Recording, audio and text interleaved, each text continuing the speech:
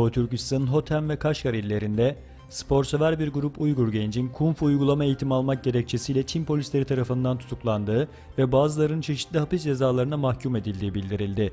Onlardan Hotem'in ilçe kasabasında yaşayan 21 yaşındaki Abdülhamit'e 20 yıllık hapis cezası verildiği belirtildi. Kırgızistan'daki Uygurlar ETİ'ye şükranlarını iletti. Kırgızistan'ın çeşitli bölgelerinde yaşayan Uygurlar başkent Bişkek'te bir araya geldi. Onlar Almanya'nın Duisburg kentinde faaliyet gösteren Doğu Türkistan Enformasyon Merkezi Başkanı Abdülcelil Karakaş başta olmak üzere Almanya'daki Türk kardeşlerinin Kurban Bayramı'nda kendilerine sunduğu yardımlar için Kur'an-ı Kerim okuyarak dua etti. Yıllardır Kırgızistan'da yardım faaliyetlerini sürdüren ETİK, bu sene Kurban Bayramı'nda toplam 3000 Uygur ailesine kurbanlık dağıttı. Ekonomistler, Çin ekonomisinin geçtiğimiz 30 yılda yazdığı başarı hikayesinin ülkenin geleceğinin aynı şekilde devam edeceği anlamına gelmediği uyarısı yaptı. Çin'deki hızlı büyümede şimdiye kadar devasa yatırımların önemli bir rol oynadığı ancak gerekli reformların yapılmaması halinde büyümenin %3'lere ineceğini savundu.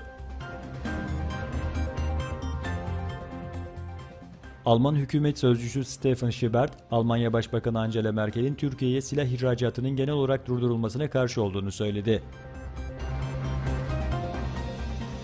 İsrail Başbakanı Netanyahu, Irak Kürt Bölgesel Yönetimi'nin 25 Eylül'de yapmayı planladığı bağımsızlık referandumundan önce Kürt halkının kendilerine ait bir devlet elde etme yönündeki meşru çabalarını desteklediklerini belirtti.